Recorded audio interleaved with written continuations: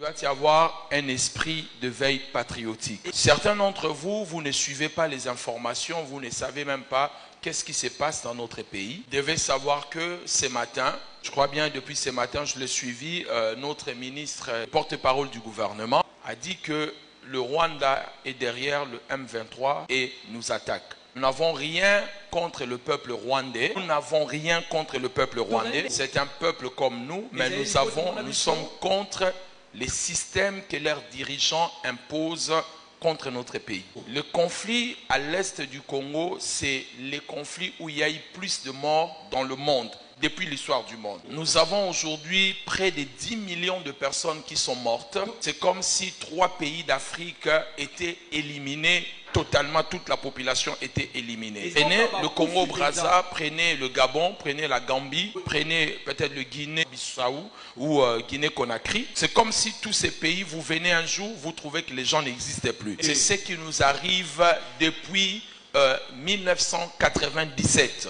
Et nous ne comprenons rien du tout. On nous a dit encore ce matin, les rebelles, on ne les appelle plus des rebelles, parce que la rébellion, c'est la création des autres. Et quand on n'est pas d'accord à un système, on peut se rebeller, mais quand il y a un autre pays qui vous attaque derrière une forme de rébellion, ça devient une agression contre votre pays. Frères et sœurs, peut-être pour vous, ça n'a pas d'importance, mais vous devez savoir que vous n'avez qu'un seul pays, vous n'avez pas 2 pays. Ça, c'est le pays que Dieu vous a donné, le pays de vos ancêtres. Tu peux être naturalisé belge, français, anglais, américain, peu importe, mais ici, c'est là où il y a ton cordon, c'est là où Dieu vous a donné comme héritage. Ça doit vous déranger si votre pays est attaqué et s'il y a des gens qui sont en train de mourir. Ce que vous ne savez pas, il y a un grand complot contre notre pays. Je ne m'occupe pas de la politique, je ne soutiens pas un parti politique, ni un leader politique, mais je suis un nationaliste qui parle de son pays. Il y a un complot qui ne dit pas son nom contre notre pays. Et il faut suivre des informations pour comprendre ce qui nous arrive. Vous devez savoir que depuis un moment, l'Angleterre est en train de pratiquement, je crois, voter une loi. Tous les réfugiés, les gens qui demanderont asile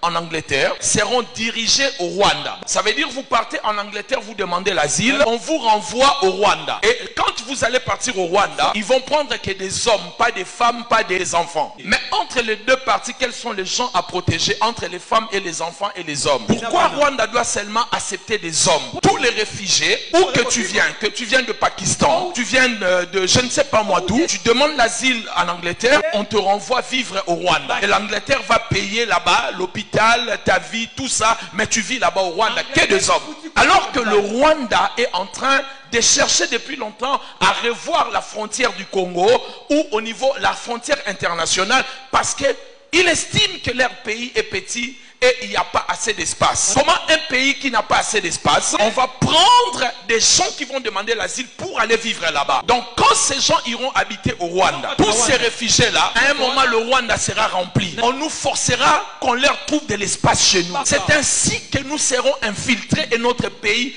une partie du moins de notre pays risque de partir. Et tout cela, vous qui êtes ici des jeunes, vous ne venez que prier sans pour autant comprendre qu'il faut se réveiller pour votre pays. Vous ne connaissez pas l'histoire de votre pays. Et vos discours, il faut vendre ces pays. Frère, faites très attention. Vous êtes assis sur l'or. Nous sommes au paradis terrestre. Il suffit seulement qu'on puisse avoir une bonne organisation. Je vous assure que dans ces pays, le lait et le miel couleront. Vous devez vous réveiller. Réveille-toi. Tu vis sur une terre bénie de Dieu. Donc à un moment, il faut comprendre ce qui va arriver à l'Est. Quelle est cette histoire depuis presque 20 ans, plus de 20 ans même, on ne trouve pas la solution. Peut-être toi tu es du centre, tu n'as pas de parents de l'autre côté. Vous avez entendu les rapports du docteur Denis Mukwege. Filles de 5 ans sont violées. Nos vieilles mamans de 90 ans sont violées. Est-ce que vous pouvez supporter de telles choses?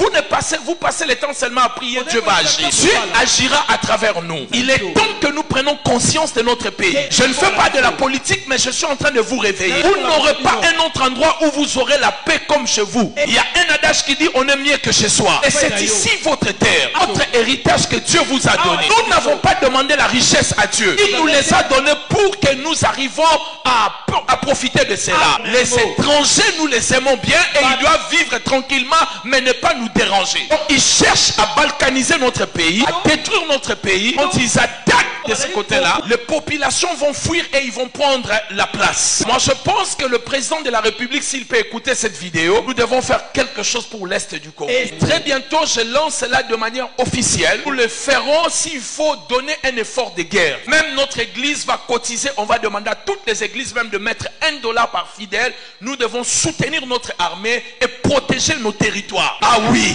Si les militaires n'ont pas de moyens, nous allons cotiser. Nous allons demander des concerts du monde et des concerts de chrétiens. L'argent que nous aurons, que nous soutenons notre armée. Bien aimé, trop c'est trop. Vous devez comprendre, c'est votre pays. Derrière ces rébellions, ce sont des Congolais qu'on manipule. Et des fois même des pasteurs qu'on met en tête de ces mouvements-là. Pour tuer vos propres frères, pour tuer vos propres sœurs. Qu'ils soient violés et abusés, juste pour un peu d'argent. Vous vendez l'intégrité de votre pays. Mais sachez-le, mes bien-aimés, le pays est à nous. Dieu nous les a donnés. Aucune organisation internationale ou spirituelle pourra découper ces pays. Frère, la Bible dit les étoiles descendirent, combattirent Sisera. Si ils essaient, ils vont voir la spiritualité dans ces pays. Si nos militaires n'arrivent pas, même les étoiles vont combattre ces personnes. Si les étoiles sont descendues pour combattre Sisera, ils verront la spiritualité.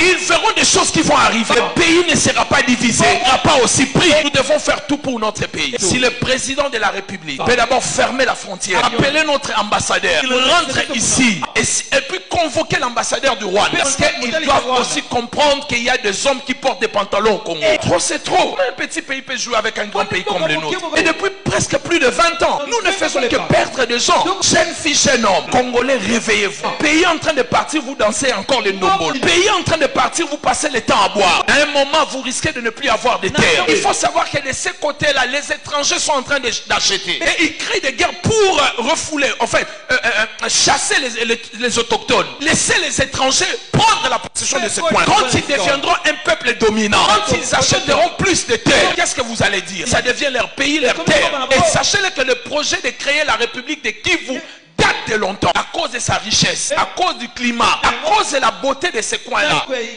Les ennemis de notre pays rêvent de bâtir une autre république là-bas. Si c'est Dieu qui nous a donné cette terre, et si Dieu nous a oint pour cette terre, parlons au nom de Jésus-Christ. Les étoiles vont s'élever pour éliminer des gens de ce côté. Le volcan frappera les étrangers. Il y aura des ouragans, il y aura des tempêtes et des vents. Et ils ne comprendront pas où est-ce que ça vient. Parce que la terre est à nous. Dis après moi, Père Céleste. Cette terre nous appartient. Nous refusons que même un mètre carré de notre pays soit cédé aux étrangers. Nous refusons cela au nom de Jésus-Christ. Donne l'intelligence, la sagesse à nos autorités de garder l'intégrité de notre pays. Donne à nos forces armées la force de gagner la bataille au front. Donne aux Congolais une guerre patriotique pour ne pas céder la portion de notre terre. Et c'est là au nom